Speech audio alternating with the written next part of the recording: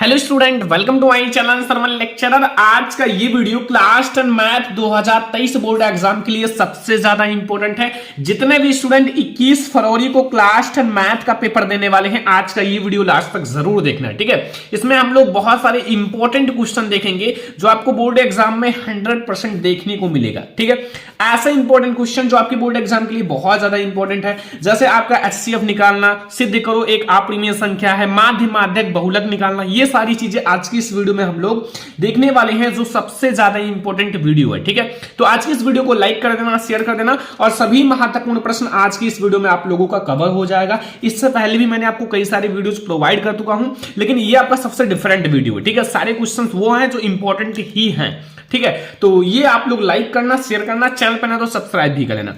सबसे पहला प्रश्न देखो, आपके बोर्ड एग्जाम में ये क्वेश्चन कई बार रिपीट किया गया है, ठीक है, कि यूक्लिड विभाजन एल्गोरिथम से संख्याओं जो है 135 और 225 का महत्तम समाप्त वर्तक ज्ञात कीजिए। इसका मतलब होता है आपको एचसीएफ ज्ञात करना है। क्या ज्ञात करना है? एचसीएफ। और एचसीएफ ज्ञात करने के लिए आपको एक क्वेश्चन 4 नंबर का जरूर आएगा, ठीक है, 100% आएगा। और हो सकता है कि यही क्वेश्चंस आपको देखने को मिल जाए, या फिर आपके थोड़े से ये जो काउंटिंग है, जो आपका ये है ना, इसको चेंज कर सकता है, थोड़ा सा इधर उधर कर देगा। लेकिन आपको अगर आइडियाज पता है, ठीक है, लगाने का तरीका पता है, तो फिर कुछ भी कर दे आपको लगा दोगे, ठीक है। तो कैसे आपको बोर्ड एग्जाम में सॉल्व करना है? सबसे पहले आपको जो दी गई संख्याएं हैं हल में आप समझो और एक एक पॉइंट को समझना, ठीक है, क्योंकि हर एक एचसीएफ ऐसे ही निकाला जाएगा, ठीक है। दी गई जो आपको दी गई संख्याएं हैं, दी गई संख्याएं कौन कौन सी संख्याएं दी गई हैं? सबसे पहले हमारा है 135, 135 और एक हमारा 225 है ना, हाँ 225 है। अब सबसे पहले इसमें हमारी सब बड़ी संख्या कौन है, छोटी संख्या कौन है? बड़ी संख्या हमारा है 225। क्या है? 225। तो यहां बड़ा का चिन्ह लगा देना कि ये बड़ा है और 135 छोटा है। क्या है? 135 छोटा है, ठीक है। अब आप लोग क्या करना, अब आप लोग संख्याओं जो है, जो हमारा संख्याएं हैं, ये हमारा अब स्टेप स्टार्ट हो गया, ठीक है, जो हमारे एक एक स्टेप है। तो अब आप लोग लगाना, चूंकि जो हमारी संख्याएं हैं, संख्याओं जो हमारा 225 है ना, एक 225 है, हुआ 135, 135 के लिए यूक्लिड विभाजन प्रमेयिका लगाना है। यूक्लिड विभाजन से ज्ञात करना है ना, तो यूक्लिड विभाजन प्रमेयिका से, यूक्लिड विभाजन, यूक्लिड विभाजन प्रमेयिका से, ठीक है, या फिर एल्गोरिथम से, कुछ भी लिख सकते हो, प्रमेयिका से। तो अब आप लोगों को क्या करना है, जैसे हमारा क्या है, यहां एक आपका 225 है बराबर 135 कर लेना, ठीक है, इसके बराबर। अब इसमें आप इतना मल्टीप्लाई करो कि इससे ज्यादा भी ना हो, कम भले रहे, ठीक है, उसके आसपास। तो 2 बार करोगे तो कितना हो जाएगा आपका? ये जैसे 135 है, ठीक है, तो ये हो जाएगा 270, लेकिन हमारा तो 225 ही है, तो एक ही बार जाएगा। तो एक बार जाएगा तो इसमें हमारा कितना और ऐड हो जाएगा? तो इधर आपका 35 है, तो 25 उधर, और इधर हमारा 65, 90 ऐड हो जाएगा, ठीक है। अब आपको करना क्या है, देखो ये हमारा जो है, ये ध्यान से समझना। अब हमें फिर से ये वाला a मानना है, और जो हमारा ये है ना, ये इसको v मानना है, ठीक है। तो अब आप लोगों को दोबारा वही चीज लिखना है जो आप लोगों ने लिखा था। जैसे हमारा जैसे आप लोगों ने निकला 225 और 135, अब आपको लिखना है 135 और 90, ठीक है, 135 और 90 का अब आप लोगों को निकालना है, ठीक है। तो 135 व 90, ठीक है, के लिए देखो ये सिस्टम है। अगर आप ऐसे सॉल्व करोगे तो आपको एग्जामिनर फुल मार्क्स देगा, शॉर्टकट नहीं मारना, ठीक है। आप लोग ऐसे ही सॉल्व करना, थोड़ा सा लिखना अच्छे से, विभाजन प्रमेयिका से। अब आप लोग देखो, अब वही चीज फिर से हमें लगाना है कि हमारा 135 को आगे कर लो, a मान लो, और हमारा v है 90। अब इसमें हम लोग मल्टीप्लाई 2 से करेंगे तो कितना हो जाएगा? 180। तो इसलिए हम लोग एक से ही करेंगे, ठीक है, इससे ज्यादा नहीं होना चाहिए। तो हमारा बचेगा 45। अब फिर वही स्टेप, जब तक आपका ये देखो, ये आपका शून्य ना हो जाए, r जो है वो शून्य ना हो जाए, ये r है, ठीक है, ये हमारा r जो है ये शून्य ना हो जाए, तब तक आपको चलना है, ठीक है। तो ये r जो है वो इज नॉट इक्वल टू शून्य। अभी हमें r जो है वो शून्य नहीं मिला है, शेषफल, ठीक है। तो अब आप लोगों को एक बार और करना होगा कि आप लोगों का जो ये 90 है, 90 व 45 के लिए यूक्लिड विभाजन एल्गोरिथम या यूक्लिड विभाजन प्रमेयिका से। ठीक है, एक एक स्टेप को समझना यूक्लिड विभाजन प्रमेयिका से। ये सारा क्वेश्चन आज जितना मैं आपको बता रहा हूं ये सारा जरूर सॉल्व कर लेना। ठीक है, तो अब हमारा हो गया 90 में आप 45 में कितना 2 से अगर मल्टीप्लाई करोगे तो हमारा 90 हो गया। अब इधर हमें मिल गया शेषफल शून्य। जैसे ही आपका ये शेषफल शून्य मिल जाए बस हमारा वही ये खत्म हो जाएगा। ठीक है, वहीं से आपका ये खत्म हो जाएगा। ये जो हमारा 45 होगा यही हमारा HCF हो जाएगा। क्या हो जाएगा, ये 45 जो है वो हमारा HCF हो जाएगा। ठीक है, यहां हमें शून्य मिल गया, अतः हमें महत्तम समाप्त वर्तक या फिर HCF ज्ञात करना था। तो मैं डायरेक्ट लिखता हूं महत्तम समाप्त वर्तक। महत्तम समाप्त वर्तक वो हमें कितना मिला बच्चों, वो हमें मिला 45। कितना मिला 45। बस हमारा आ गया आंसर। देखो आसान है। अगर आप ये HCF LCM ये निकालने के लिए बोर्ड एग्जाम में जरूर आएगा, तो ये मैंने वो बताया है जो हर साल आता है। ठीक है, वही क्वेश्चंस मैं आपको बता रहा हूं जो हर साल रिपीटेड हैं, बोर्ड एग्जाम में आना तय है। ठीक है, तो ये क्वेश्चन आप लोग जरूर सॉल्व करके जाना। अगर बोर्ड एग्जाम में 90% 95% गणित में भी लाना है तो जितना क्वेश्चन बता रहा हूं वो जरूर लगा कर जाना। तो ये हमारा पहला क्वेश्चन है। अब हम लोग देखेंगे दूसरा नंबर क्वेश्चन। दूसरे क्वेश्चन में पूछ रहा है कि सिद्ध कीजिए √2a का परिमेय संख्या है। इससे पहली वाली वीडियो में मैंने आप लोगों को √5 सिद्ध करना सिखाया था। ठीक है, अब √5 तो बहुत सारे बच्चे सिद्ध कर लेते हैं, लेकिन अब बात आती है √2 की, क्योंकि ये 2 से 3 साल लगातार आ चुका है कि √2 आपको सिद्ध करना है। तो अब मैं आप लोगों को √2 भी सिखा देता हूं। अगर आप लोग 5 वाला नहीं जानते हो तो आप लोग देख लेना। ठीक है, मैंने पढ़ा रखा है अभी 2 दिन पहले। तो सिद्ध कीजिए √2a का परिमेय संख्या है। तो √2 आप लोग कैसे सिद्ध करोगे, बहुत ज्यादा आसान है। थोड़ा सा आप लोगों को माइंड लगाना है बस। ठीक है, सबसे पहले एक एक स्टेप को मैं आप लोगों को समझाता हूं हल में। देखो आपको अपरिमेय है तो सबसे पहले इसका विपरीत मानना है कि माना जो हमारा √2 है एक परिमेय संख्या है। क्या है, एक परिमेय संख्या है। तो ये हमारा एक परिमेय संख्या हो गया। अब परिमेय संख्या देखो मैंने मान लिया है, ये आपको सिद्ध करने के लिए थ्योरम लगाना पड़ेगा। अगर ये आप लोगों का एक परिमेय संख्या है तो जो √2 है इसको हम लोग किसके बराबर a/v या फिर p/q कुछ भी लिख सकते हो, उसके बराबर लिख सकते हैं। ठीक है, जहां हमारा a और v क्या है, जहां a व v क्या है, सह अभाज्य संख्याएं हैं। सह अभाज्य। एक एक स्टेप को समझना। ठीक है, बोर्ड एग्जाम नजदीक है तो फिर आप लोगों को अच्छे से समझना पड़ेगा। सह संख्या है, बट यहां v की वैल्यू शून्य के बराबर नहीं होनी चाहिए। ठीक है, अब इतना आपको समझ में आ गया। इतना अगर आपको समझ में आ गया तो अब आप लोगों का क्या है, दोनों पक्षों का वर्ग कर लो। ठीक है, जो हमारे दोनों पक्ष हैं ये √2 एंड a/v, दोनों पक्षों का वर्ग करने पर,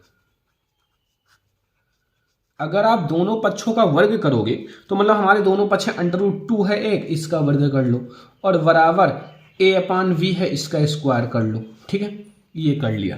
इतना करने के बाद जब आप लोग इसको खोलोगे तो ये हमारा √2 का स्क्वायर 2 हो जाएगा और a²/v² हो जाएगा। अब यहां हम लोग क्या लिख सकते हैं, जो v² है इसको यहां कर सकते हैं और a² और अपान ये जो 2 है इसको यहां कर सकते हैं नीचे।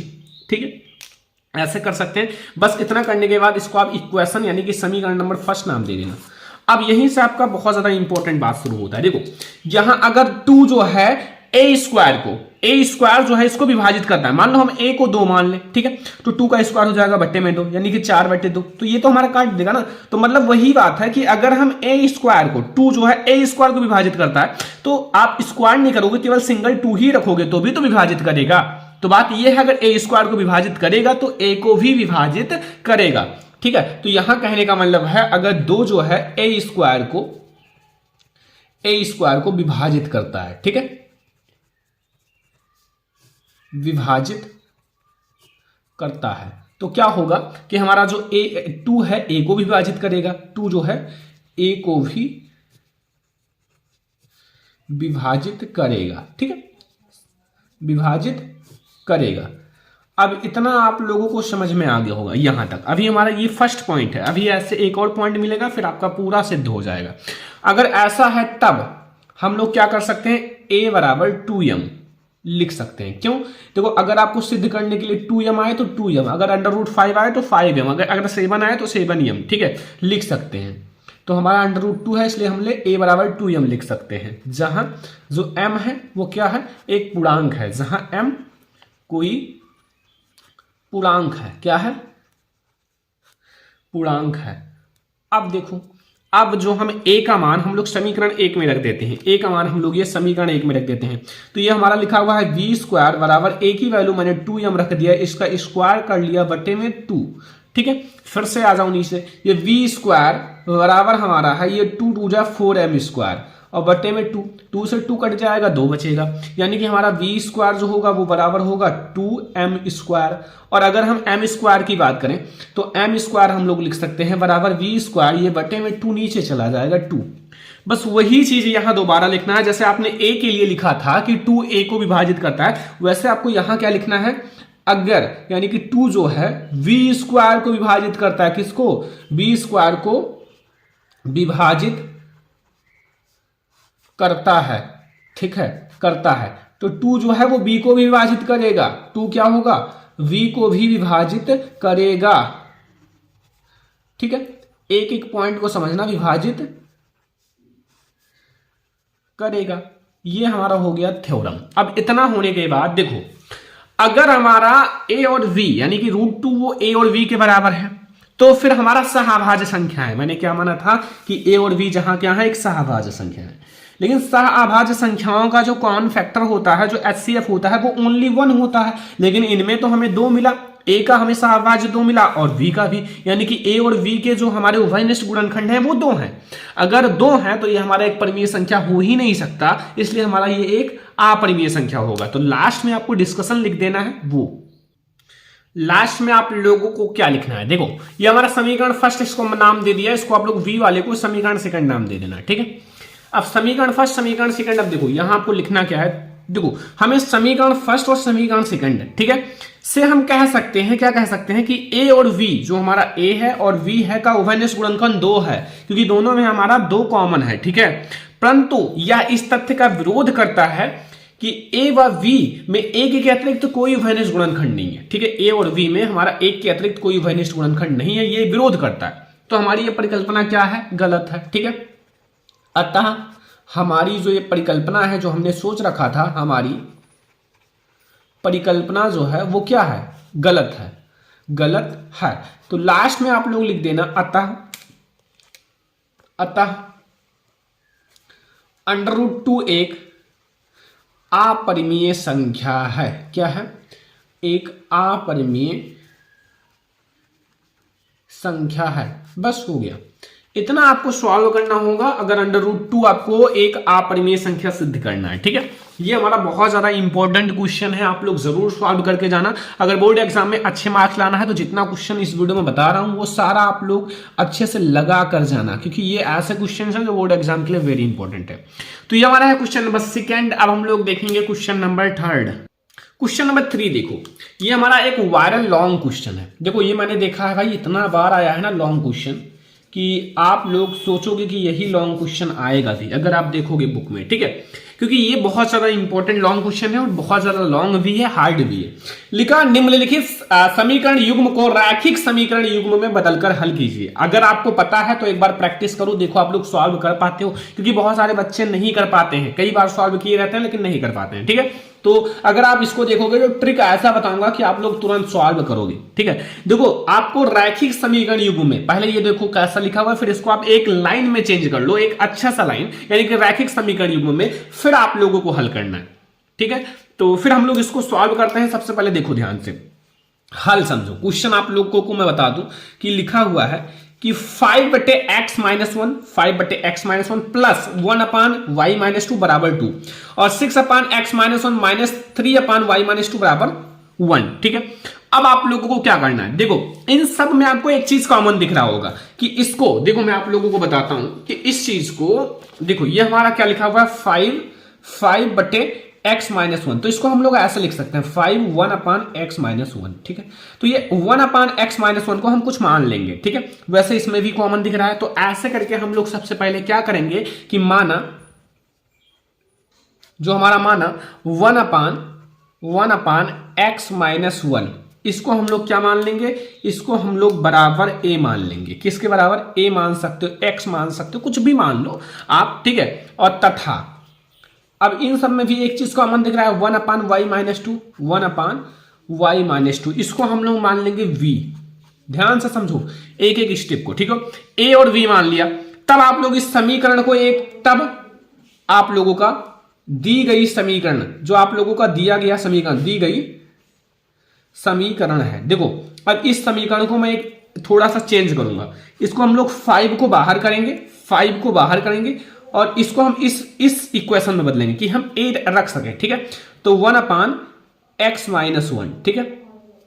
और प्लस ये हमारा ऑलरेडी उसी इक्वेशन में लिखा हुआ है y-2, इसमें कुछ नहीं कॉमन लेना है, बराबर 2, ठीक है, बराबर 2। अब इस चीज को हम लोग फिर से, अब आप लोग 6 यहां कॉमन ले सकते हो समीकरण सेकंड में, और इसको हम लोग लिख सकते हैं 1/x-1, और माइनस है, माइनस यहां 3 कॉमन ले लो, 3 कॉमन ले लोगे तो 1/ यहां देखो इस चीज में, ठीक है, 1/y-2 बराबर हमारा 1 है, ठीक है। इस तरह से आप लोगों को लिख लेना है और इसको आप लोगों को समीकरण फर्स्ट नाम दे देना है और इसको आप लोगों को समीकरण नंबर सेकंड नाम दे देना है, ठीक है। अब देखो यहां क्या करना है कि हम लोग क्या कर सकते हैं, यहां 1/, यहां देखो 5 है और यहां 1/x-1 की जगह a लिख सकते हैं क्योंकि हमने मान लिया है a के बराबर, और प्लस यहां हम लोग v लिख सकते हैं कि हमारा पूरा v के बराबर है, बराबर 2। देखो ये हमारा रैखिक समीकरण में बदल गया है, ठीक है। और यहां 6 है, 6 और इसको मैंने a माना है, a लिख दो, प्लस हमारा ये 3 है, माइनस है, सॉरी माइनस है, ठीक है, माइनस है, तो इसको आप लोगों ने b माना है तो ये 3v हो जाएगा, बराबर 1। ये हमारा हो गया रैखिक समीकरण, और इसको आप लोग समीकरण नंबर 3 और इसको आप लोग समीकरण नंबर 4 नाम दे देना, ठीक है। समझ में आ गया ना। अब आगे आप लोगों को क्या करना है कि समीकरण जो हमारा समीकरण 3 है, समीकरण 3 में 3 से गुणा करके, 3 से गुणा करना है, 3 से गुणा करके, ठीक है। और जो हमारा ये समीकरण 4 है, समीकरण 4 में जोड़ने पर, जोड़ेंगे, क्यों, अब जोड़ने पर मैंने क्यों लिखा, घटाने पर क्यों नहीं लिखा है, देखो इसके चिन्ह जो है विपरीत है, ये हमारा प्लस है, ये हमारा माइनस है, इसके चिन्ह क्या है, विपरीत है। अगर विपरीत चिन्ह हो तो हम लोग जोड़ेंगे, अगर आपका समान चिन्ह हो तो घटाएंगे, ठीक है।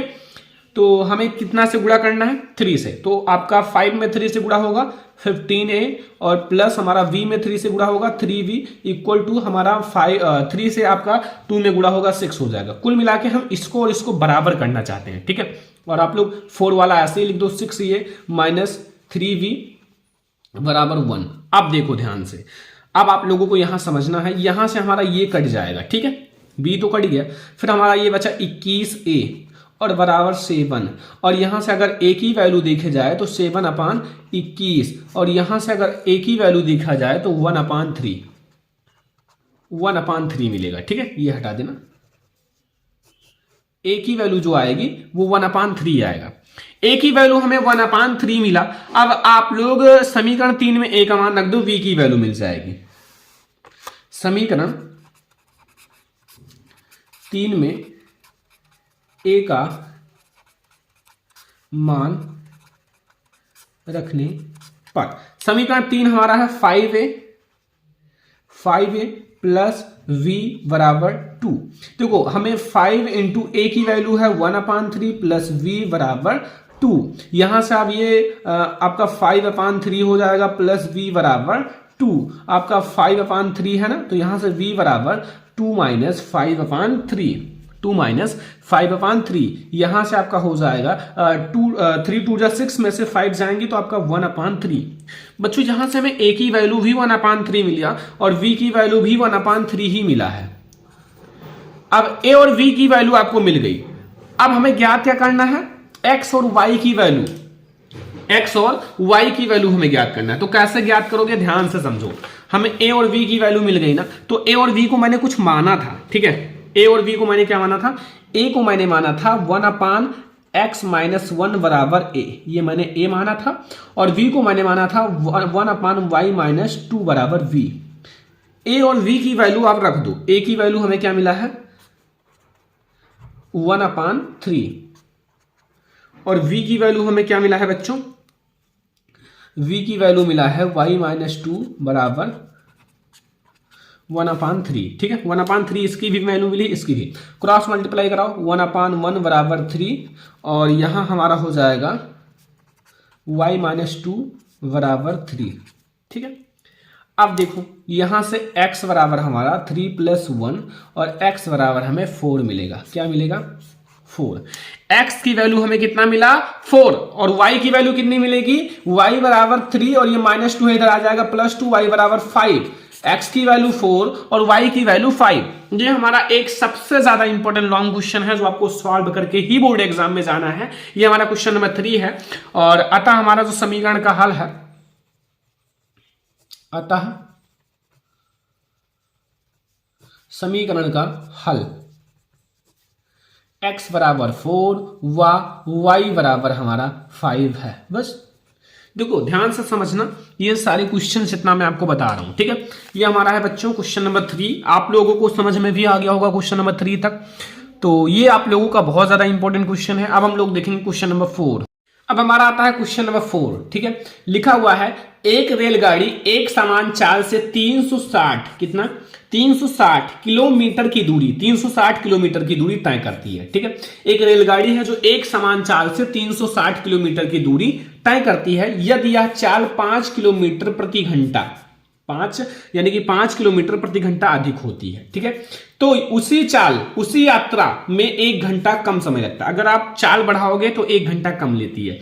रेलगाड़ी की चाल ज्ञात कीजिए। ठीक है, रेलगाड़ी की हमें चाल ज्ञात करनी है। तो सबसे पहले हमें चाल ज्ञात करना है, तो चाल को मान लो, क्या मान लो? चाल को x मान लो। ठीक है, ध्यान से समझना। तो माना आप लोग लिख दो, माना जो हमारा रेलगाड़ी की चाल है,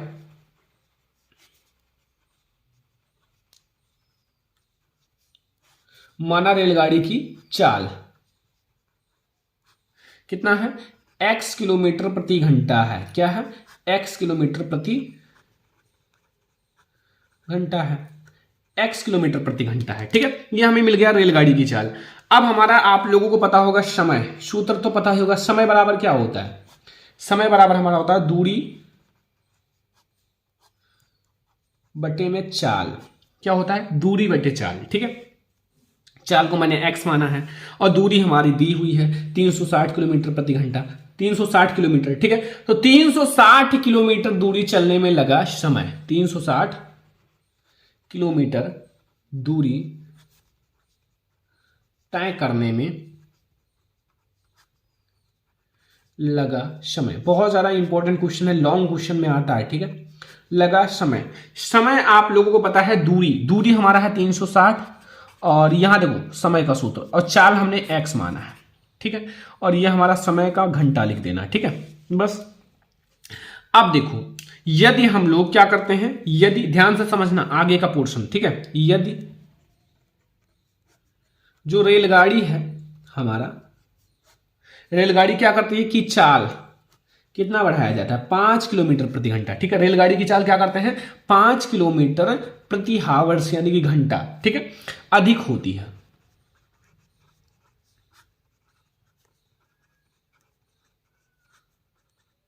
ठीक है, तो अगर आप 5 किलोमीटर ज्यादा करोगे तो चाल हमारा x था, उसमें 5 किलोमीटर घंटा और जोड़ दो, उसको मैंने ज्यादा कर दिया, x में 5 और ऐड कर दो। ठीक है, तो इतना हमारा हो गया। तो ये हमारा किलोमीटर प्रति घंटा कर देना। ठीक है, किलोमीटर प्रति घंटा। ठीक है, तो 360 किलोमीटर दूरी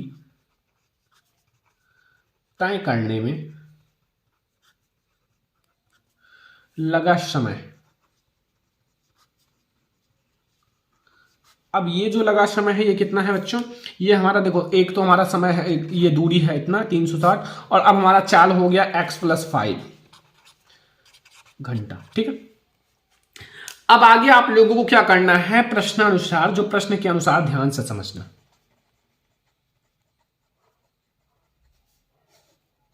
देखो अब आप लोगों को क्या करना है, जो हमारा ये चाल था जो पहले था, ठीक है, 360 किलोमीटर प्रति आपका बटे में x, ये जो हमारा था ये। ठीक है, इसमें से हम लोग इसको घटा देंगे, जो हमारा 5 किलोमीटर हमने अधिक किया, तो 360 और बटे में x प्लस 5 जो मैंने किया है बराबर हम लोग 1, क्योंकि 1 घंटा लगा था ना, यहाँ देखो 1 घंटा समय है, तो समय हमारा 1 घंटा है। बस इसको आप लोग अच्छे से सॉल्व कर लो, आप लोगों को एक समीकरण मिल जाएगा। जैसे ध्यान से समझो, क्रॉस मल्टीप्लाई करो, ये हमारा 360x हो जाएगा, इसका मल्टीप्लाई इससे होगा तो ये हमारा प्लस 1800 हो जाएगा। 360 में 5 से करोगे 1800, फिर ये हमारा माइनस 360x हो जाएगा, और बटे में ये हमारा हो जाएगा एक्स स्क्वायर।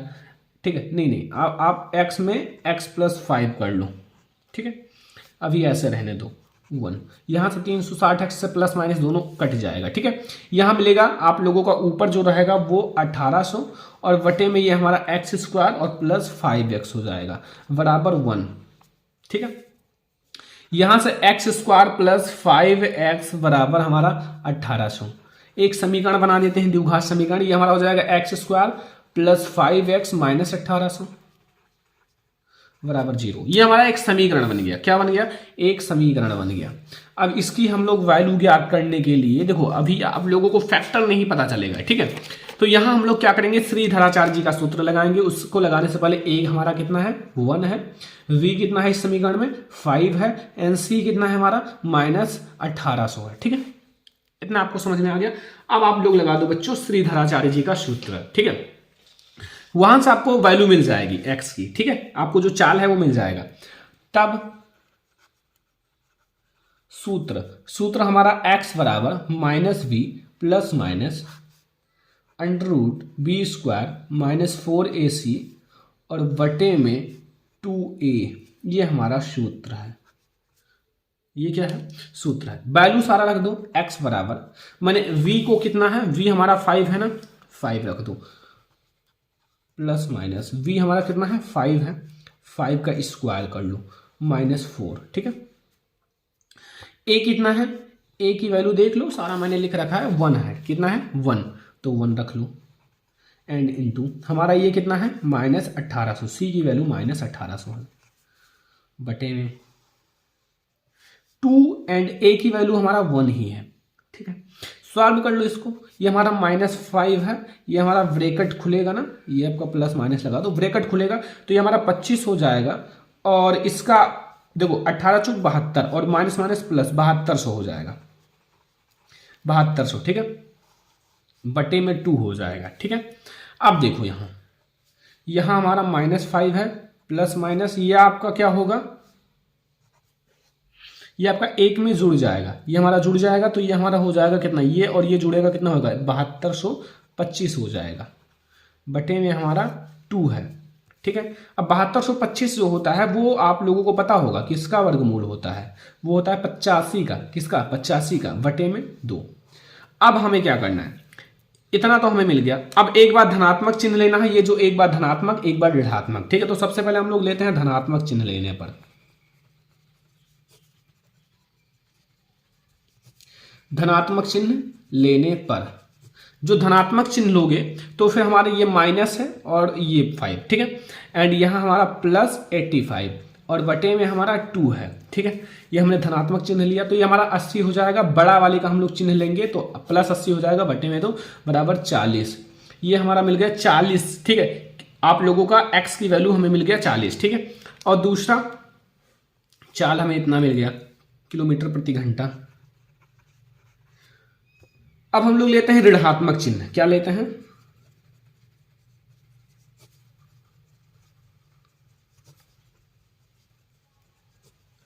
ऋणात्मक चिन्ह लेने पर ऋणात्मक लोगे तो ये हमारा -5 है, माइनस आप लोगों का 85 है, बटे में 2 है, बराबर ये हमारा -19/2 इक्वल टू बराबर -45।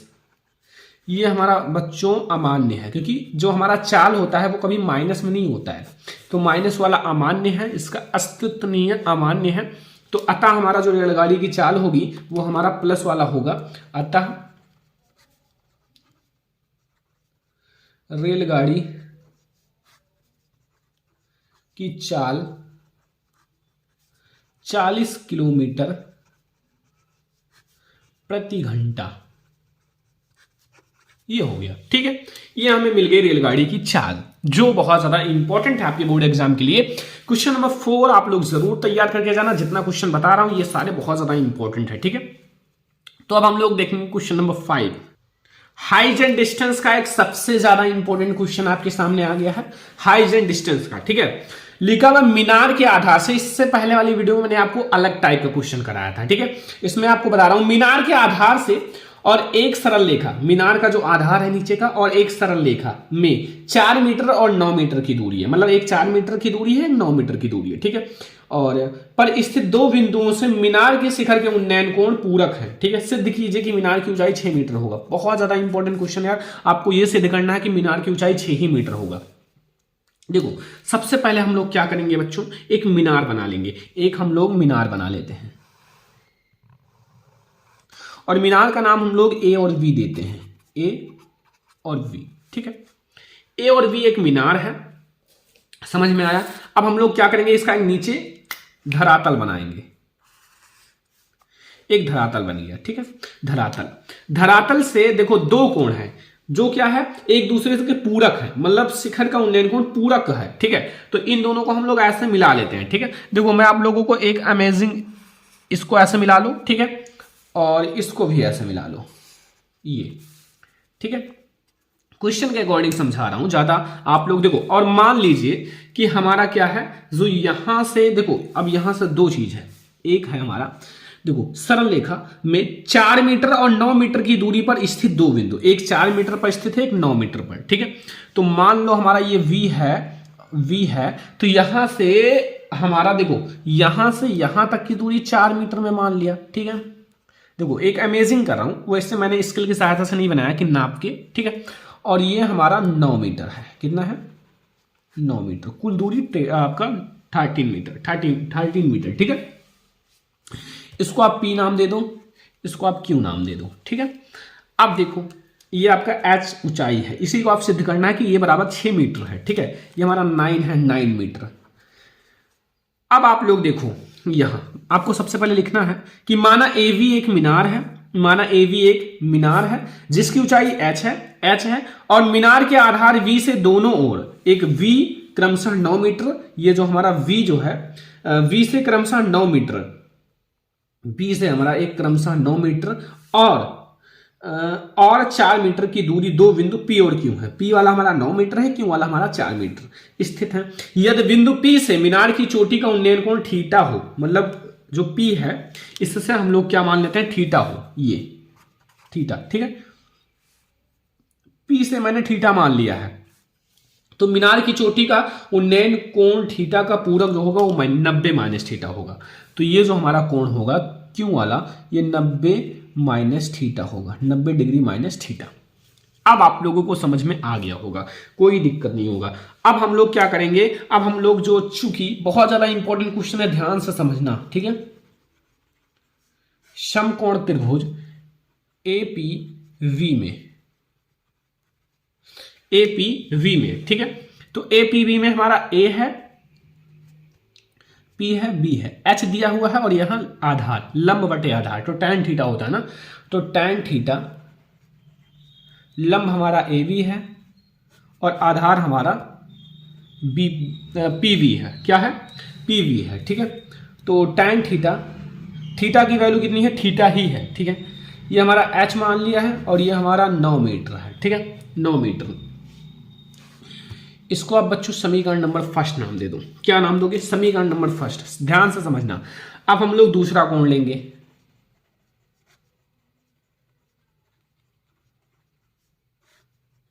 अब हम लोग देंगे समकोण त्रिभुज AVQ में।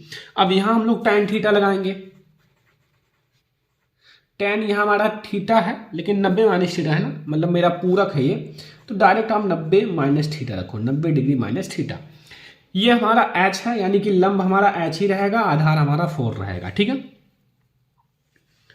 और जो tan 90 माइनस थीटा होता है वो cot थीटा के बराबर होता है। किसके, cot थीटा के बराबर होता है। ठीक है, tan 90 माइनस थीटा वो हमारा cot थीटा के बराबर होता है। ठीक है, तो ये हमारा हो गया बच्चों समीकरण नंबर सेकंड। समीकरण फर्स्ट हो गया, समीकरण सेकंड हो गया। तो समीकरण फर्स्ट व समीकरण सेकंड का गुणा कर लो। समीकरण फर्स्ट हमारा ये है, समीकरण 1 तथा समीकरण 2 का गुणा करने पर, गुणा करोगे तो ध्यान से समझना, एक तो हमारा समीकरण फर्स्ट है, तो दोनों पक्ष में देखो हमारा tan थीटा है एक इंटू कॉट थीटा बराबर एक हमारा h/9 है और एक है h/4 है। ठीक है, अब यहां से हमारा क्या होगा, यहां tan थीटा है ही, कॉट थीटा को 1/tan थीटा लिखा जा सकता है, और यहां हमारा हो जाएगा h² / 36, tan थीटा से tan थीटा कट जाएगा। ठीक है, और h² जो होगा वो बराबर हमें मिलेगा 36। ठीक है, और h जो होगा वो हमें मिलेगा, इसका ये हट जाएगा, इधर आ जाएगा रूट, और ये हमारा 6 मीटर, 6 मीटर h की वैल्यू हमें 6 मीटर मिल गई, अतः हमारा सत्य है। हमें 6 मीटर ही सिद्ध करना था तो सत्य है। हमें h की वैल्यू 6 मीटर ही सिद्ध करना था कि h की वैल्यू जो ये ऊंचाई है ये हमारा 6 मीटर के है या नहीं है, तो है तो 6 मीटर के, सही तो है। ठीक है, तो ये हमारा हो गया बच्चों क्वेश्चन नंबर 5, जो आपके बोर्ड एग्जाम के लिए वेरी इंपॉर्टेंट है, आपको जरूर सॉल्व करके ही जाना है बोर्ड एग्जाम में अगर पेपर देने जाना है तो। ठीक है, तो ये हमारा है क्वेश्चन नंबर 5।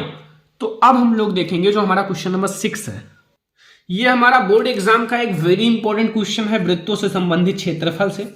आज बहुत ज्यादा इंपॉर्टेंट क्वेश्चन मैंने लिया है कि अगर बच्चा ध्यान से देखे ना तो फिर मैथ में बहुत अच्छा मार्क्स लाएगा। ठीक है, लिखा हुआ 10 सेंटीमीटर की त्रिज्या वाले वृत्त की जीवा एवी, ये जीवा है एवी, चित्र देख लो, जीवा एवी के केंद्र पर समकोण त्रिभुज, इसके केंद्र पर ये समकोण त्रिभुज है। ठीक है, बनाती है। दीर्घाकार वृत्तखंड और लघु वृत्तखंड के क्षेत्रफल ज्ञात कीजिए। आप देखो आपका चित्र में ओ ए एक्स वी क्षेत्रफल, ठीक है, ओ ए एक्स वी का क्षेत्रफल, ये हमारा त्रिज्यखंड है। ठीक है, जो त्रिज्यखंड है, तो हल आप लोग समझो।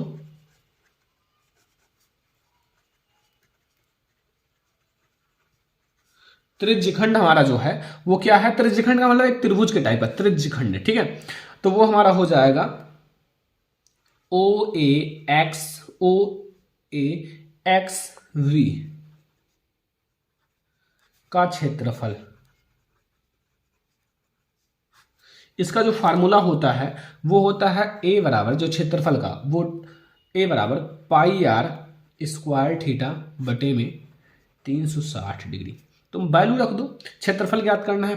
पाई की वैल्यू है 314, यहां पाई की वैल्यू दी रखेगी, क्वेश्चन में दिया रखेगा। ठीक है, और आर की वैल्यू हमारा, आर देखो त्रिज्या हमारा 10 सेंटीमीटर है, तो ये 10 सेंटीमीटर का स्क्वायर कर लो। थीटा हमारा कितना है, थीटा हमारा समकोण त्रिभुज में 90 डिग्री होता है, इतना ध्यान रखना, और ये हमारा 360 हो जाएगा, ये हमारा सेंटीमीटर स्क्वायर। ठीक है, अब आप लोग क्या करोगे, ये देखो ध्यान से। सबसे पहले यहां आप लोग इसको ध्यान से समझना, इतना आप लोग पहले सॉल्व कर लो ध्यान से। देखो ये हमारा 9, ये 4 हो जाएगा, 9 चौक 36, तो ये हमारा 3.14 और इंटू हमारा हो जाएगा ये 100 स्क्वायर और इंटू 1/4, ये मल्टीप्लाई होगा तो ये हमारा हो जाएगा 25, तो ये हमारा हो जाएगा 3.14 इंटू हमारा 25, और ये हमें जब मल्टीप्लाई होगा तो 78.50 सेंटीमीटर स्क्वायर मिलेगा। ये हमें मिल गया बच्चों त्रिज्यखंड का क्षेत्रफल, सेंटीमीटर स्क्वायर। किसका मिल गया, त्रिज्यखंड का क्षेत्रफल, ये हमें मिला है अभी त्रिज्यखंड का। ठीक है, अब त्रिज्यखंड का निकालने के बाद अब हम लोग क्या करेंगे, जो हमारा ओ ए बी का क्षेत्रफल, ओ ए वी, ठीक है, का क्षेत्रफल हम लोग निकाल लेंगे, जो हमारा ओ ए बी का क्षेत्रफल है। अब ये हमारा क्या है, त्रिज्यखंड है। अब त्रिज्यखंड हमें एक जो मतलब हमारा ये जो है ना, मतलब ये वाला, इसका केवल अब हम लोग क्षेत्रफल निकालेंगे। ये हमारा लघु त्रिज्यखंड है। क्या है, ये एक हमारा लघु त्रिज्यखंड है। ठीक है, तो अब हम लोग लिखेंगे त्रिभुज ए ओ वी का क्षेत्रफल, ये हमारा हो जाएगा 1/2, और हमारा त्रिज्या कितनी है 10, तो 10 × 10 बराबर ये हमारा हो जाएगा 5 यानी कि 50 सेंटीमीटर स्क्वायर। अब हमें क्या करना है, लघु वृत्तखंड का क्षेत्रफल निकालना है। किसका, लघु वृत्तखंड, जो हमारा लघु वृत्तखंड है। एक हमें देखो लघु वृत्तखंड का, किसका, एक दीर्घ वृत्तखंड का, एक लघु वृत्तखंड का क्षेत्रफल निकालना है। तो आप लोग हेडिंग डालो लघु वृत्तखंड का क्षेत्रफल।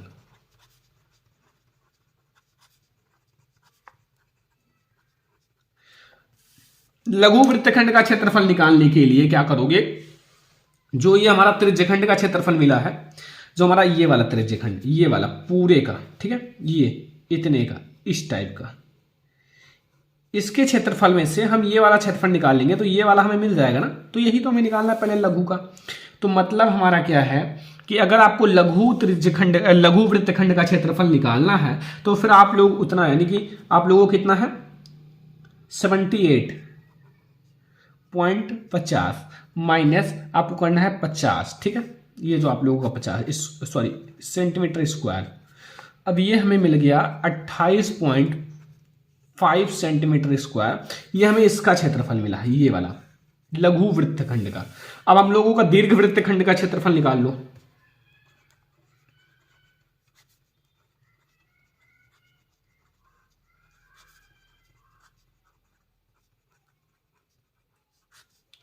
दीर्घ वृत्तखंड का क्षेत्रफल, तो वृत्त का क्षेत्रफल जो पूरे वृत्त का क्षेत्रफल है उसको लो और माइनस किसको कर दोगे, जो हमारा ये लघु वृत्तखंड का क्षेत्रफल मिला है।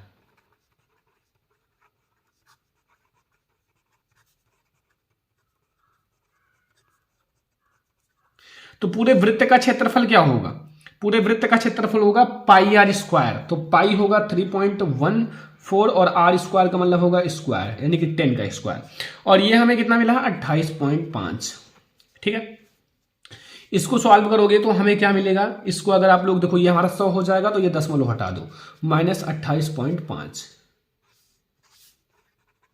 इसको माइनस करोगे तो हमारा 314 में से 28.5 जाएगा तो हमारा 285.5 सेंटीमीटर स्क्वायर। ये हमें आंसर मिल गया बच्चों। काफी इंपॉर्टेंट क्वेश्चन है और आप लोगों को समझ में भी आ गया होगा, ठीक है। पहले आप लोग इसका निकालोगे, फिर आप लोग इसका निकालोगे, इसमें से आप इतना माइनस कर दोगे, ये मिल जाएगा, फिर इसको आप माइनस करोगे, ये पूरे का मिल जाएगा, बस हो गया लघु और दीर्घ, ठीक है। तो ये हमारा क्वेश्चन नंबर 6। अब हम लोग देखेंगे क्वेश्चन नंबर 7।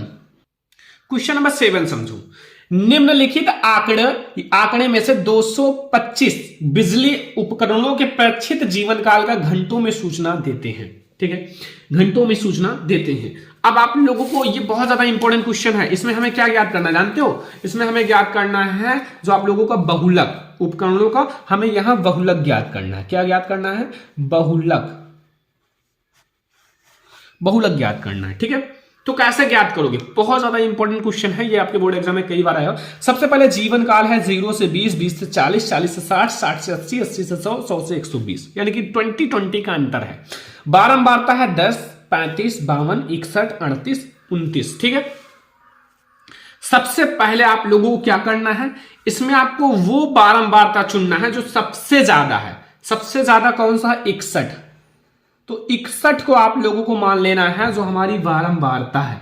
क्या है, हमारा F, जो हमारा बहुलक वर्ग की बारंबारता है, ठीक है।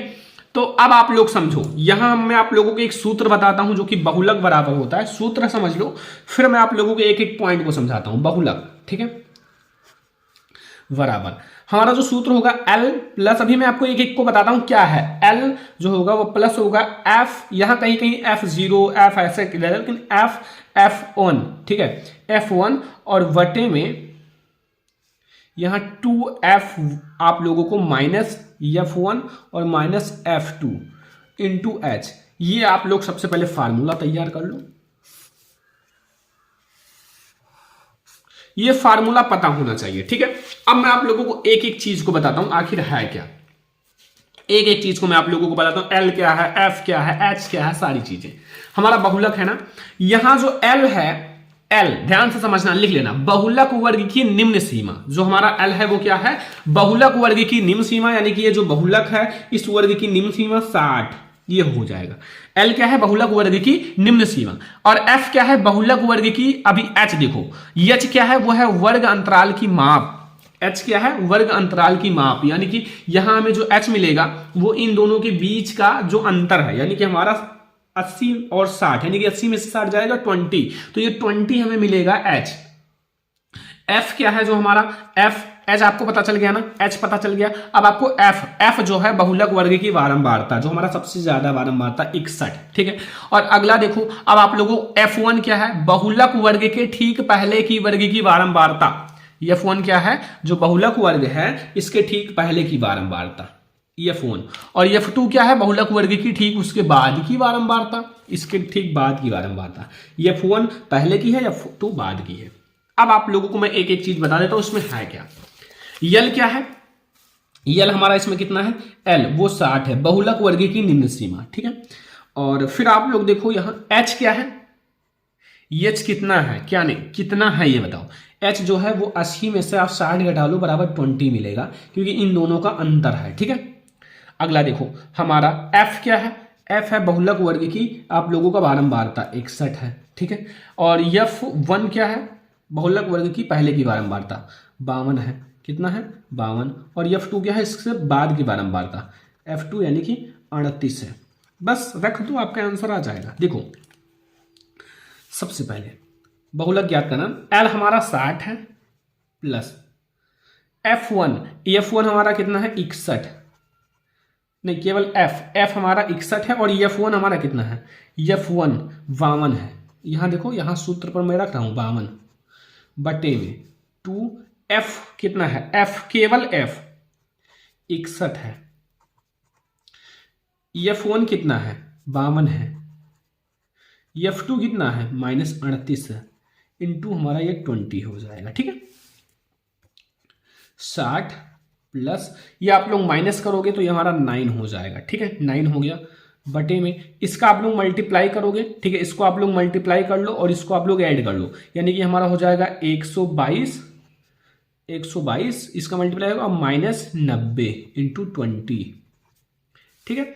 देखो ध्यान से समझना, ये हमारा हो जाएगा 60 और इसका आप लोग मल्टीप्लाई कर लो, ये हो जाएगा 9 और इंटू हमारा इसमें 20 से मल्टीप्लाई हो जाएगा, ये हमारा माइनस हो जाएगा तो 32 बचेगा। कितना बचेगा 32। अब देखो इसको आप जब देखो इसको आप मल्टीप्लाई करके 32 से भाग दोगे तो हमारा ये 60 पहले से था और ये हमारा मिल जाएगा 5.63। अब इसको आप ऐड कर लोगे 65.63, ये हमें मिल गया बच्चों बहुलक। बहुलक जो है ये हमारा क्या है, अभिष्ट। देखो माध्य मैंने आपको निकालना, माध्यिका निकालना बता दिया था, इसमें मैंने आपको बहुलक निकालना बता दिया। जीवन काल जो होगा वो 65.63 घंटा है। ये हैं आज के हमारे सबसे ज्यादा मैथ के इंपॉर्टेंट वीडियो बच्चों। इसमें मैंने आपके मैथ के बहुत सारे क्वेश्चन सॉल्व कराए और आप लोगों को ये सारे क्वेश्चन समझ में भी आ गया होगा। इसमें लॉन्ग क्वेश्चन भी हैं, आपके शॉर्ट क्वेश्चन भी हैं, बहुत सारे इंपॉर्टेंट क्वेश्चन है, ज्यादा से ज्यादा आपके लॉन्ग ही क्वेश्चन है और आप लोगों के बोर्ड एग्जाम के लिए इंपॉर्टेंट ही है। तो आज ये मैथ का सबसे ज्यादा इंपॉर्टेंट वीडियो था। आज का ये वीडियो पसंद आया हो तो लाइक करना, उससे जो आपको 21 फरवरी को मैथ का पेपर है जाओ वहां आप ये छाप कर आना, ठीक है। आज का ये वीडियो सारे बच्चे लाइक कर दो, शेयर कर दो, अगर चैनल पे ना तो सब्सक्राइब कर लेना। हम लोग ऐसे ही और बहुत सारी वीडियोस देखेंगे। तो चलो फिर मिलते हैं नेक्स्ट इंपॉर्टेंट वीडियो में, तब तक के लिए धन्यवाद।